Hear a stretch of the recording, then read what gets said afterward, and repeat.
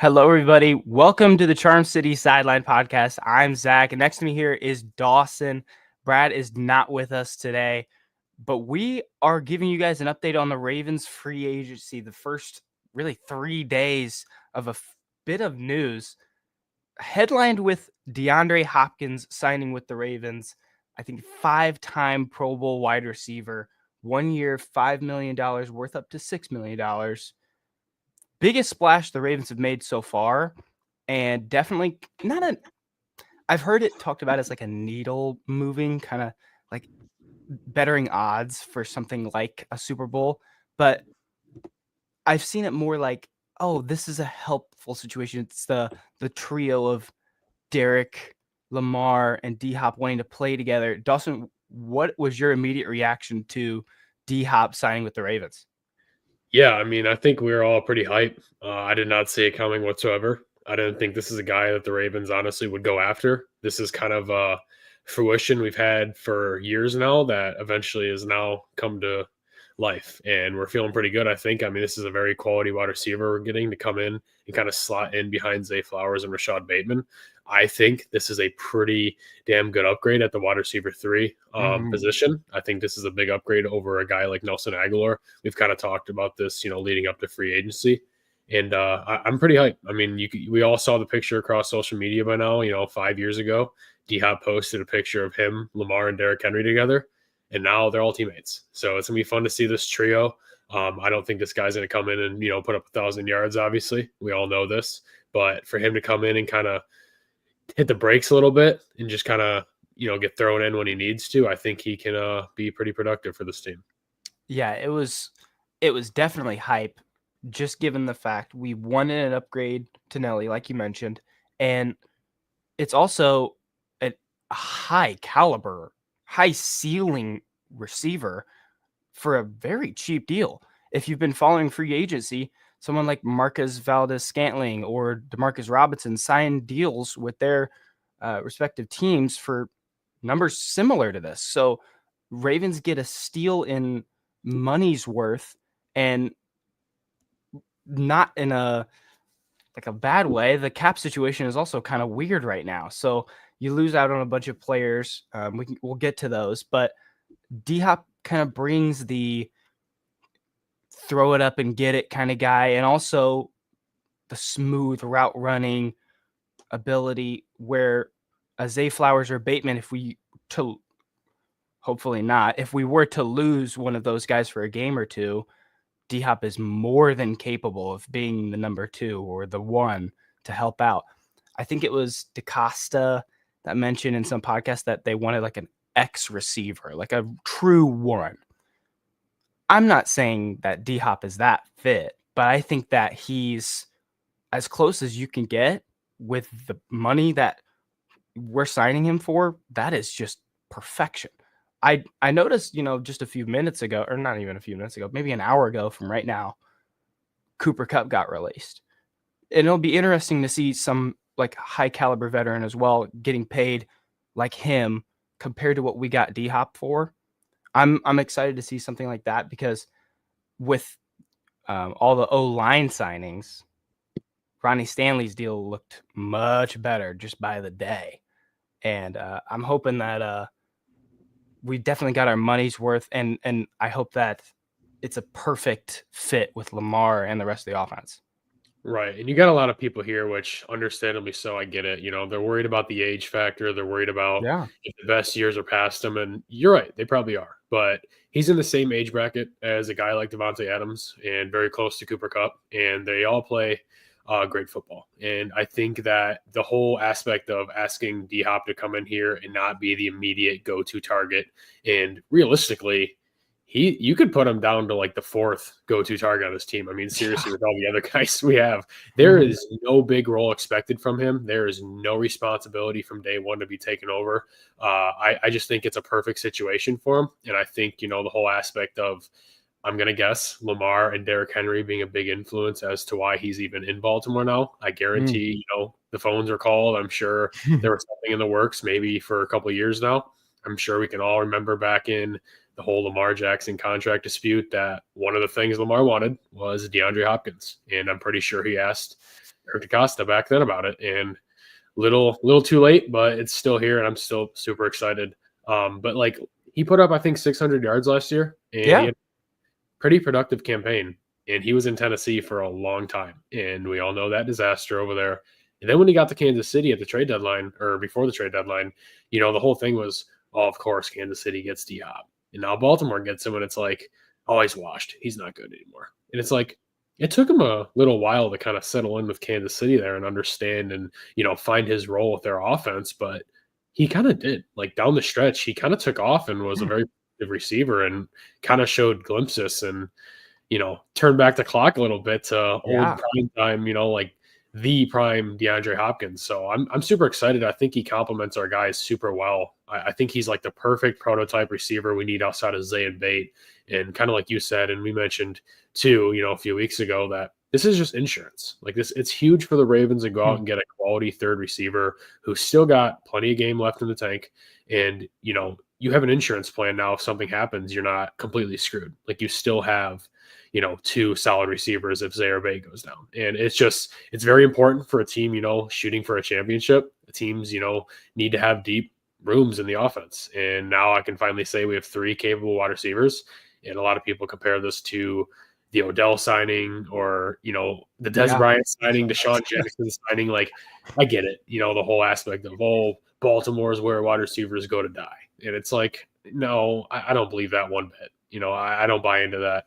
And I think D-Hop can have a couple, I know he signed him to a 1-year deal, but of course, if everything goes well, this could turn into a longer commitment. You never know how these work. But I think he has plenty left, and I think he can be very good for this team. And I think now, they got to turn the focus to the defensive side of the ball because, with your weapons you have in offense right now, man, I think it's plenty good enough to compete for a championship. Mm-hmm. And what I had seen regarding the whole weapons department was if this move, it's honestly a personal opinion. I think you were kind of half and half on someone like Mark Andrews, but does this move in any way affect it? Like, do you think that Mark could be traded sometime in the next few weeks because they're trying to free up cap? Because I think it's 11 million that they would save. Do you think that the D-Hop signing sways that at all?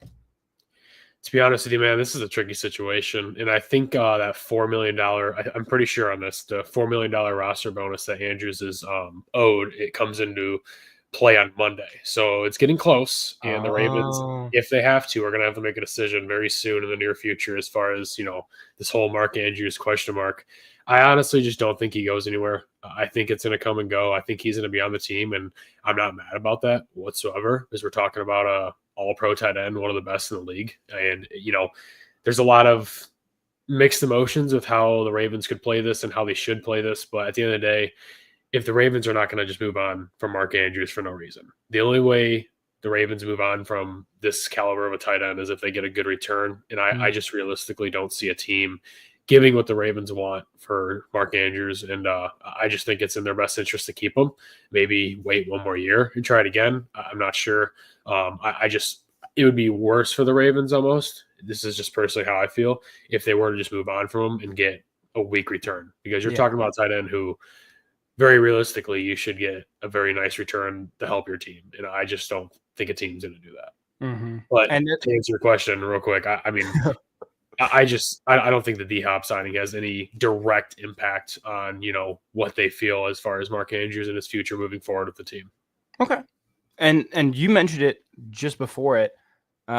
SMKG asked, they loved the D-Hop signing. You guys think Zadarius Smith could be coming back to Baltimore? You're talking about defensive upgrades. What do you think about Zadarius? I'm all for a Zadarius Smith reunion. I hope it would be a cheap deal, but wow, that is a name that I would circle as far as edge help. It's funny because we're going to get into this here very quickly on this pod, but there's out of all the free agents that are potentially left, that are currently actually free agents, almost all the ones that I'm shooting for and want the Ravens to go get are former Ravens. And he's one of them. Zadarius Smith is one of them. I think we're all kind of still shocked a little bit from what happened years ago when he decided to come back to the Ravens or the whole contract thing. So he had a productive year last year. He's been kind of in and out of a couple teams here, in his recent future, but I would be for bringing him back. it would probably be a cheap deal, like you said, Zach. I can't see him demanding a crazy expensive deal with, how these pass rusher markets are exploding to. It's absolutely insane. I think you get him on a relatively fair deal for the production that he brings, and it's the whole reunion. He's coming back to Baltimore, which is always kind of cool. And I like to think of the Ravens as a fountain of youth, especially at defense. There's a lot of free agents we bring over, in the back end of their career or the end or whatever you want to say. And here they are putting up the best campaign of their entire career. So Yeah. maybe that would be a case for Za'Darius if he were to come back. I don't know if the Ravens are going to be interested, but you never know. I really don't know where their market is right now as far as who they're looking at and what positions. Obviously, there's a huge hole at pass rush. I don't want to say a huge hole, but there's a big hole for upgrade. There's a lot of chance there to upgrade that position, and it's a pretty decent market as far as the free agent pass rushers. It's nothing great, and I don't think the Ravens, even if there was something great, they're in the market to spend all that money right now. I think they're really focusing on the draft and their 11 picks they have as of right now. Yeah. But Za'Darius, man, I'd be all for it. Bring him back to Baltimore. And then we have one more specific player question here. XX Beast asks, you guys want to re-sign Tylan Wallace as a potential wide receiver 4 return guy? I'm not necessarily banging the drum for him. I think if Devin Duvernay is wanting to come home and be that return guy, that is my top of the Christmas tree star. I want that. But Tylan, if it was for the right money, he always had that like 2 or 3 explosive plays during the whole year that end up winning you a game. So, I mean, on the other hand, I would love to see him back. It's just, I'm honestly interested to see if they kind of don't even handle any more wide receiver signings. Maybe they just let the draft be it. I'm sure they'll have some veteran guy still sign. It's just with, I think, only 4 or 5 receivers on the roster right now.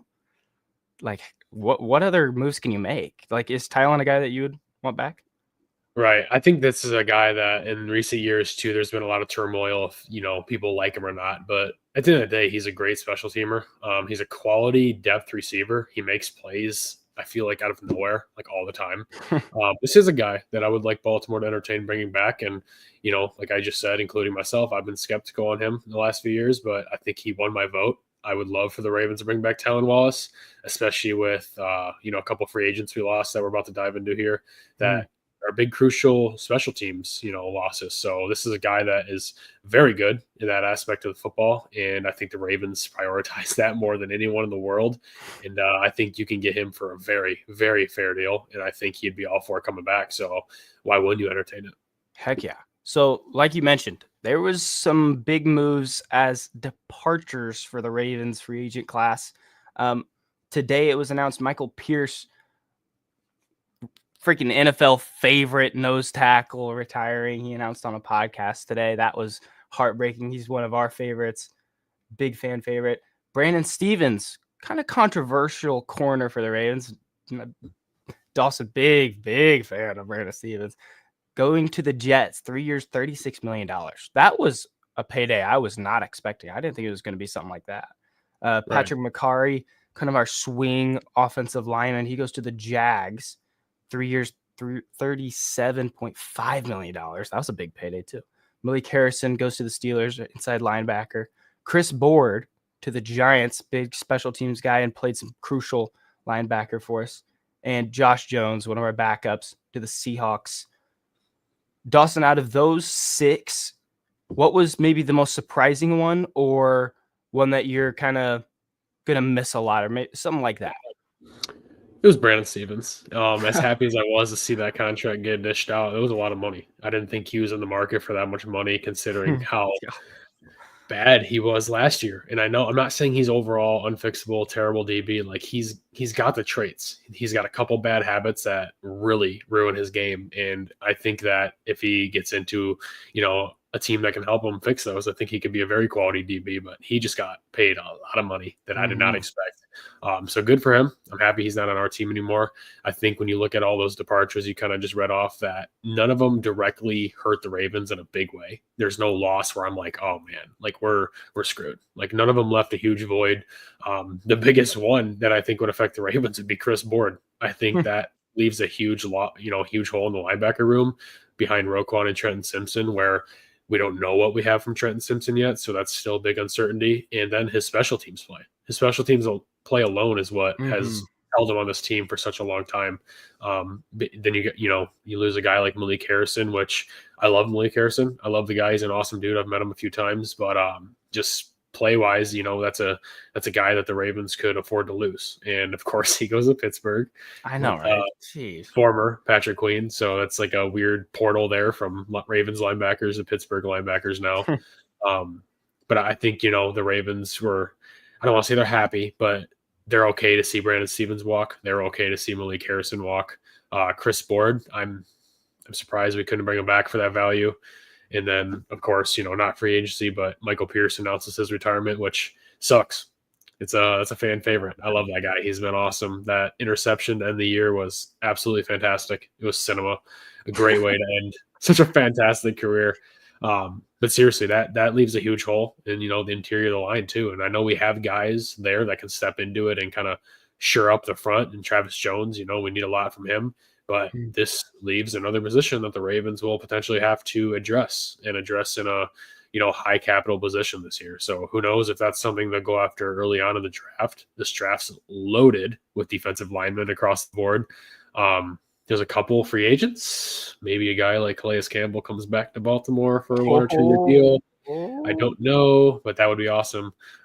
There's a lot of options for the Ravens here, but they have a few holes here where they need to address. And we can complain about the draft picks all we want, but in a situation like this where we're kind of tight to the cap, it's nice to have these draft picks where at the very least, you can fill these holes.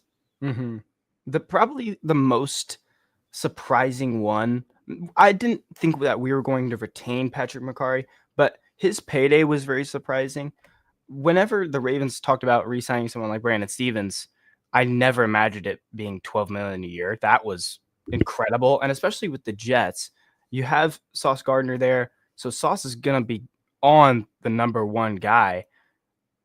If Stevens is then given a chance on, the 2 or 3 every time, I could see him being pretty successful there.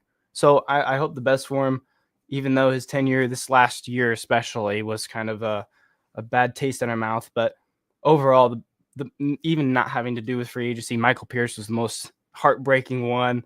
And you nailed it. I think interior D-line is now circled on our needs list. And we didn't even talk about it as in a free agency preview topic with all of our different preview in different positions. D-line never really made it. Edge made it, but interior didn't. And since Pierce does retire, it seems to be a void there because someone like Travis Jones and Matabike, they are absolutely capable. It's just how can you replace someone that is literally a brick wall unit in Michael Pierce, like the GOAT of run stopping?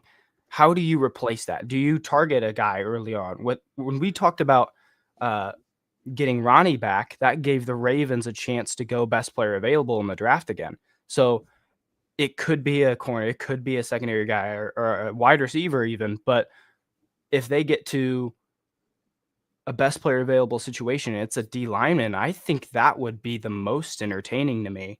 And I'm excited to see something like that.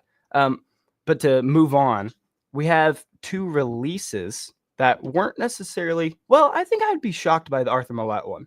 I think Marcus Williams was not a shocker. Marcus Williams, safety, he had a contract restructure that saved us $9.9 million in cap. That's a lot. And we get $2 million more post June 1st. And Arthur Millette was released. This was actually right before the D-Hop signing. That's kind of weird, but around $2 million saved in cap. Any thoughts on either of those guys and kind of their end of the run with the Ravens? Yeah, I don't think either of these are too surprising. I think the Marcus Williams one, everyone knew this was happening. They did a contract restructure basically back in January, kind of setting up for his departure this offseason. So that was already written in stone. This was going to happen, and it's going to be official here in 55 minutes. So that sucks. It's a bad end to a really big signing. I remember the Ravens signed Marcus Williams. I think we were all super pumped. I was really excited for the trajectory of our defense then, and unfortunately it didn't work out. He was a clean player, got here, and then he unfortunately had a bunch of injuries, which were unlike him. Not blaming him, of course, but and then his play was lackluster, and his best play was when he had a partially torn pec, which is crazy. So unfortunately, there's an end to a big signing. And then Arthur Millette, fan favorite DB, incredible with Mike McDonald in 2023. Oh my gosh, that defense. Arthur Millette was a freaking beast, and DB blitzes. He was amazing, but injuries unfortunately caught him too. He was only available for, I think, 3 games this past year. So that's another guy where the Ravens could afford to move on. Saved a little bit of cap, which at this point, I'm sure the Ravens are trying to scalp up anything they can. And I'm sure there's, restructures and who knows, extensions that the Ravens have made in the past, week or so that we'll eventually find out about. I'm sure there's a lot of moves that will, come up soon. But, I don't think either of them are too unexpected. I think these are both guys that are still have good ball ahead of them. Just it didn't work out in Baltimore, and I think this obviously throws a little bit of a hole at Baltimore. Now you also got some voids in the secondary, and you got to work out something with Darius Washington here hopefully soon, and you gotta add a couple cornerbacks at least. Yeah, I totally agree. And what you were mentioning about the cap situation.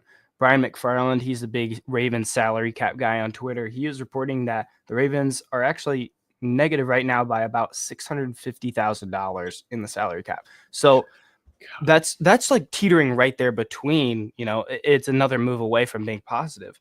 But he also listed some potential moves. I'm going to read off a few of them that can free up salary cap. So Derrick Henry extension would be an estimated $5 million.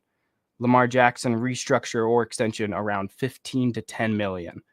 Marlon Humphrey, 11 to 9 million based on a restructure and extension. Mark Andrews, we know 11 million by release or trade. We could also save about 6 million in an extension with him.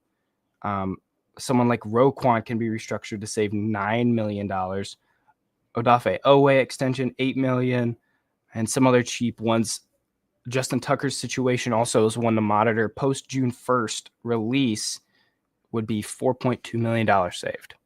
So whether any of those have happened so far or not, the cap situation is very ugly. I think you obviously need some going into the draft. You got to sign those guys, but it's starting to become like not scary in any way. It's just we're going to talk about, positions and players that we want to hopefully have and to target here in the rest of free agency, but we have no money to do so. So like any thoughts on you? Any of those options that I just read off kind of intrigue you for an extension or a restructure? I mean, honest to God, I don't have any specific, targets as far as freeing up cap. I just want the Ravens to do whatever they can to make it work. I think the only ones that you could potentially consider, because I think we're all on board, with extending Lamar, of course, extending Derrick Henry, restructuring Marlon to keep him, restructuring Roquan. I think these are all guys that we're, of course, all wanting to keep and want to, stay here in Baltimore. But I think the Mark Andrews one is important to, kind of monitor because that's coming up quickly if that happens. Justin Tucker, obviously, we all know that situation right now. I think those are the only two that really are notable to look at. And I think those are the only two that the Ravens could potentially do anything with that would, shock us or anything like that. But I mean, I'm just going to look at the outside picture right now. I'm super happy with the free agency so far. The number one priority was locking up Ronnie Stanley. And like you said in the beginning of the spot, we got Ronnie Stanley locked up at a fantastic number. I mean, the numbers that these tackles made, like Dan Moore, were just insane. And Ronnie Stanley took, the big hometown discount, which mad respect to him. That is awesome. I'm so glad to have him locked up for another 3 years. And then there's void years also included on that contract. So it's interesting.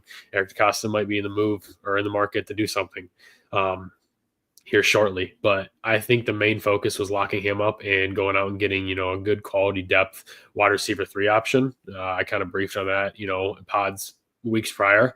And we went out and did both those moves, and I think both of them were filled in a good manner. I'm a huge fan of both of them, and I think now the Ravens can kind of just sit back a little bit, monitor the market. I think if you were to ask me right now, the number one move I want the Ravens to make in this free agency is working out something with Darius Washington and getting him extended. Because right now there's not like any free agent that I'm like, he needs to be in Baltimore. Like, I feel good with how this team is right now. I feel good with them basically just running it back with the same roster, with a couple guys, new additions. But right now, number one priority, I'm going after Darius Washington. I love that. And what kind of has a controversy to the Ardarius situation is that I think the original tender that he had was around $2 to $3 million, and the second round tender, basically securing him to stay, was around $5.5 million. So the Ravens aren't necessarily pushing the chips in to pay him, a good amount of money, as in $5 million plus for an extension, but they're thinking maybe, do we let him play another year and see how it goes? Do we extend him for a really cheap deal now and he hopefully takes it? Because that feels like a DaCosta move to kind of get the money right before he turns into a star. Like Bateman's deal was like amazing. That's like one of those, that is why our GM is our GM. Right. Like that was amazing. So I feel like that could be a different situation for him. It's just if the second round tender for Ardarius is $5 million, that feels like a number that they would probably be around. Maybe it ends up being around like $4 million, because Ardarius isn't necessarily a proven guy. But if you have that good of a season, maybe they're waiting till later in the next regular season to extend him when he hopefully does continue to be the starter. Hopefully.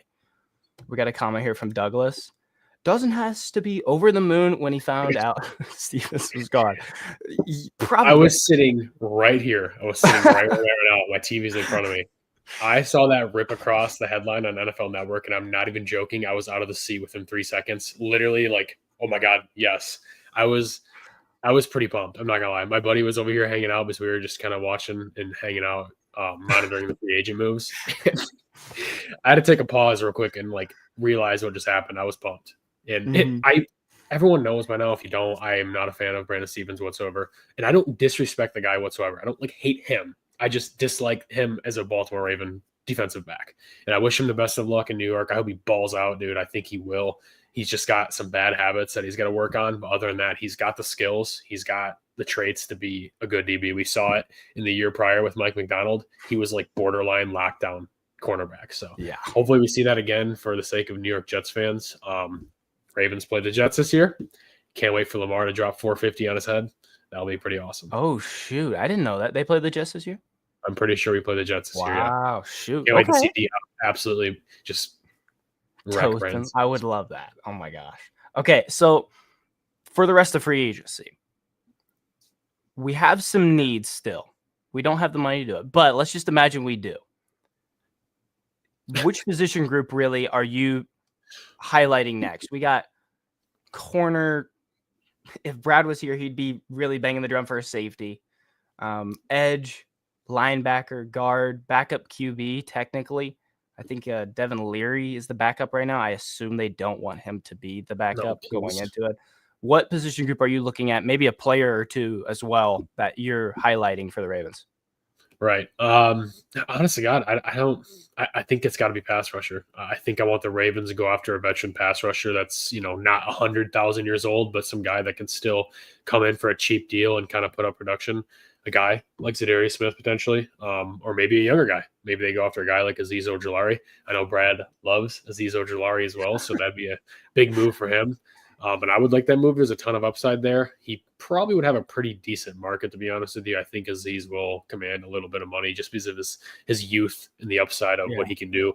But I would love for them to go out and get a guy in this position group. The only other one I'd probably consider would be offensive line, a guy like Kevin Zeitler. I would absolutely love for the Ravens to bring back Kevin Zeitler. That would be awesome because you lock up Stanley. You have the core pillars of your offensive line. Now, if you can fill in 2 good guards or at least just one and throw Voorhees at left, that's a really good offensive line.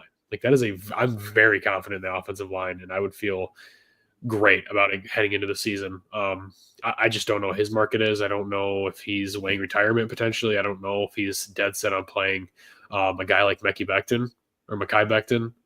He obviously had a resurgence in Philadelphia. He can play every position on the offensive line pretty much outside of center. So I think that's a guy you could probably get. His market is probably going to be a lot of money, but I think he'd be worth it. I think that'd be a great signing. There's also a little reunion aspect there if you bring in Becton. Him and Lamar played at Louisville together. There you go. You look at cornerback. Yeah, you can say you want a free agent cornerback. I am just not a fan of any of these guys. I think the only one in this group that would intrigue me would be Asante Samuel Jr., and he's good, but I would rather look exterior, maybe go after a guy like Jair Alexander in Green Bay via trade. I don't know if that's possible. If I'm looking at the free agent market, what's left, I'm going after an offensive line to plug and play a guard or, probably a veteran pass rusher. Yeah, I like that. And I think edge is pretty high on my list too. Just to name a few of the guys, we got Douglas here, even giving a little Matt Judon shout out. I like that in chat. Oh my God. He would definitely be one of those guys that if the money's right, heck yeah, bring him home. Von Miller, Zadarius Smith, Aziz, like you mentioned. DeMarcus Lawrence is a free agent. He's kind of a perennial Pro Bowl guy. Matt Judon, Preston Smith, Josh Uche. Those are great names. I think the longer you wait in free agency, the better the money looks in that department. And a Judon or Zadarius reunion, we mentioned at the very beginning, that sounds picture perfect to me. What everyone's kind of under the radar kind of move is a linebacker. When we talked about Malik Harrison and Chris Board leaving, we're plenty confident in our linebacker group now. Simpson and Roquan are fine, but there is a need for a veteran in that room with those two.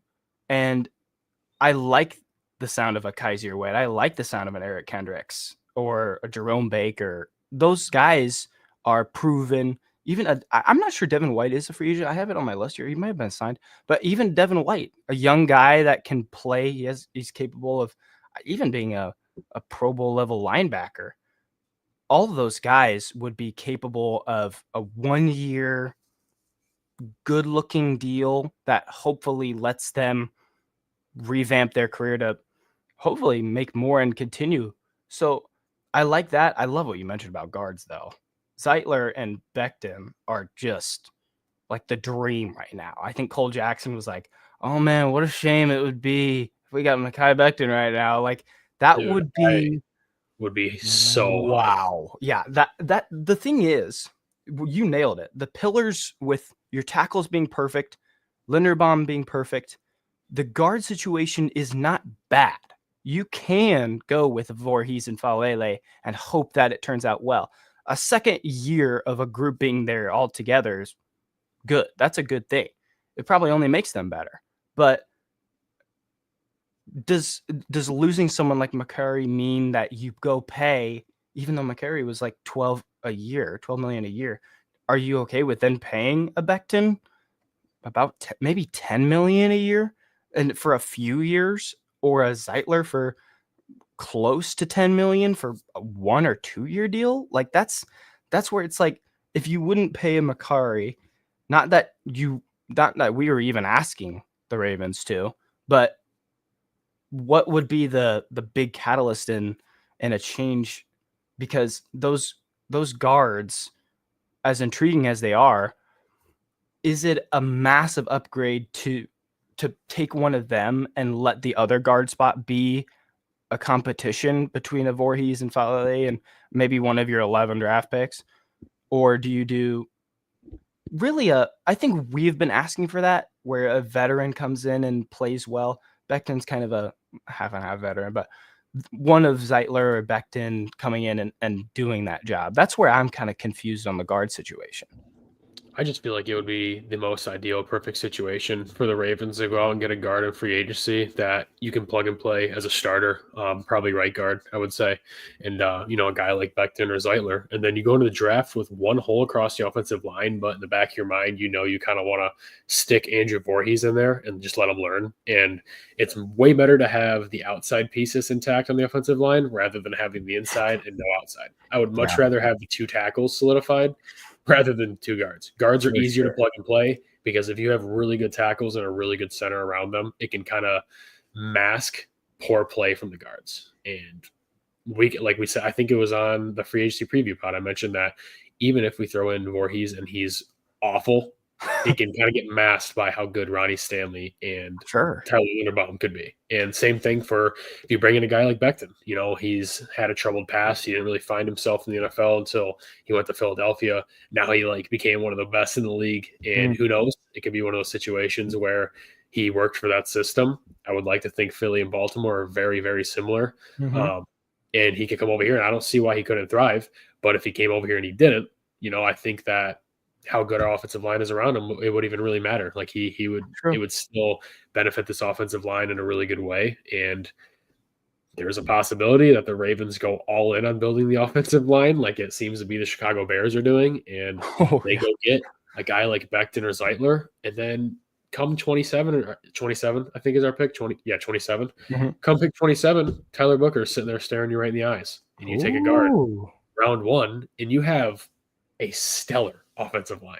I Hmm. mean, that is just the best. I think that would be the best offensive line in Lamar Jackson era by far. Ooh. Oh Imagine boy. Stanley, Booker, Linderbaum, Becton or Zeitler, and then Oh Rosen. my gosh. That It's would be. I'm stacked. not saying it's ideal, or I'm not saying it's likely, but that would be amazing. I would absolutely love that. And even if the Ravens, pass on a guy who could, you know, everyone seems to see the James Pierce if he's there at 27, which would Hmm. be a phenomenal pick. I get that. We need a pass rusher. But all I'm saying, dude, if you can pick a first round guard and he's going to be a franchise for, X amount of years and you Mhm. can build a freaking wall in front of this offense, it would benefit in so many ways and it would do great things. And I would be all for it. And so to really broaden the perspective of it, I'm thinking about it in a long-term situation. If you have to get an extension done with Linderbaum relatively soon here, maybe this offseason even, where an extension with him is possible.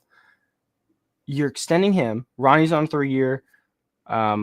Rosengarten would have 3 years left in his. You're setting yourself up for a crazy offseason 3 years from now. But Linderbaum getting done means that you're paying premium price on Ronnie and Linderbaum. And to me, that looks more like you would end up not making any more moves for an offensive lineman. I don't love the sound of that, but you just mentioned if it's a best player available situation and in the draft you can get a guard, absolutely do it because you can solidify a guard for the next few years if it's a good draft pick, which it usually is for the Ravens in the first round. And hopefully you can manage an offensive line with the other guard spot being a competition, like I mentioned. The only other situation I see now is a Zeitler for like a 1-year deal, because if he is here for $8 million, let's say he takes a little bit less, $8 million for 1 year. One, where's that money coming from? But two, 1 year means once that, next offseason hits and that Linderbaum contract starts to hurt us a little more, it doesn't matter as much because we're probably going to look at a different veteran, or maybe we have a Tyler Booker. So I had my hopes kind of high for another guard free agency acquisition, but I think it's less and less likely unless it is a 1-year proven veteran guy. Which is kind of crazy. I was getting my hopes up for, I think an edge is still on the cards. I think that's going to happen. I just don't know which one. But I think one that they're definitely going to look at really to cap off this free agency update is a backup quarterback. There's a good amount of backup quarterbacks right now. Josh Johnson, our last year backup, is in free agency. So sure, they could just get a deal done with him and bring him back. But there's names like Gardner Minshew, Jameis Winston. Someone commented it. XXVs, yeah. Winston or Flacco for QB2. Winston, Flacco, Trey Lance, Tyler Huntley. Snoop is a free agent. Drew Lock, Mac Jones, Taylor Heineke, Mason Rudolph. Do we Zach, want to spend a little more? I know you did not. You say Mac Jones. I did say Mac Jones. He's a free agent. Please to God, no. No. Dude, he's a mobile guy. End that conversation right there. Bringing back Flacco would be the coolest thing ever. Let him ride off in the sunset in Baltimore. That'd be pretty cool. I would absolutely love Joe Flacco coming back as quarterback too. I mean, let's face it. We were talking before this pod in preparations that if we're ever in a situation where we need the quarterback to come in and start, the season's over. If we lose Lamar, the season's over. We can all agree.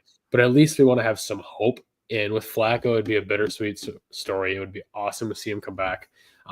Winston, it's just he's going to want too much money for a backup. I would love to have Jameis Winston, but he's going to demand like borderline like bad tier starter money. I think a guy like Josh Johnson, he's in this room, but I'm not confident in that. I mean, you can look at bringing back Snoop. I'd be all for that because at least when he was helping us, in games, I at least felt like there was a chance we could win. There was somewhat of a mimic of the games. I just think I agree. This is a position that I would like the Ravens to go after and not, spend high capital on, but definitely prioritize a little more than they have years prior, because I don't want to have a guy like Devin Leary or Josh Johnson as quarterback too. That is just nightmare fuel. A guy like Trey Lance, maybe. I don't know. I mean, if he settles, I know he's looking for a starting opportunity. That's not going to happen. Maybe we can take him off the market for cheap. I'm not sure, but I would like an upgrade over a guy like Josh Johnson for sure. I know Snoop would be my match made in heaven. I would freaking love that. That is my. I would too. And you can get him for cheap too. I hope so. I mean, he wasn't really successful with the Dolphins last year, so I assume he doesn't have the market. Can you just imagine Joe Flacco coming back to Baltimore and they show the picture of him signing the paper and become a Raven again? That would be insane. But don't you think that he'd be a premium backup price too? Well, I mean, better, not premium, but I mean, with how he played just over a year ago in Cleveland, I mean, yeah. I mean, he's definitely going to command a little bit of money, but at the same time, I think he would be all for coming back to Baltimore. I think the Ravens would want him to come back. Like, I think it's kind of, I don't want to say it's going to happen, but like, I feel like if there was mutual interest, it would get done very quickly. That would be so cool. I didn't even think about that, man. That'd be awesome. I know, right? Like that's definitely possible. Like I think there's probably a team that's more desperate for a backup. Dude, I don't know. He might be a starter in like New York or Pittsburgh. I mean, forgive me for saying Pittsburgh, but like he could literally find a starting job.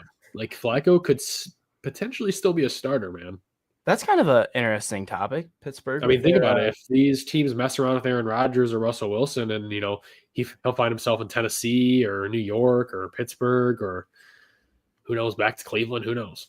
Ooh, yeah. I think that's all we have for you guys for our free agency update. If there's any more news, whether it is a signing, trade, anything like that for the rest of the week, we're going to go live for it. But we just wanted to catch you guys really up on all the news so far.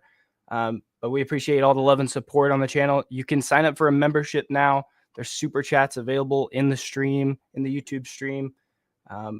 The best way to watch, I know Dawson's live on Ravens News Daily right now. The best way to watch is on YouTube. So come over and subscribe, like the video if you're watching right now. And you can find us on Spotify, rate us 5 stars, please. And with that being said, we'll see you guys next time. Peace out. Peace.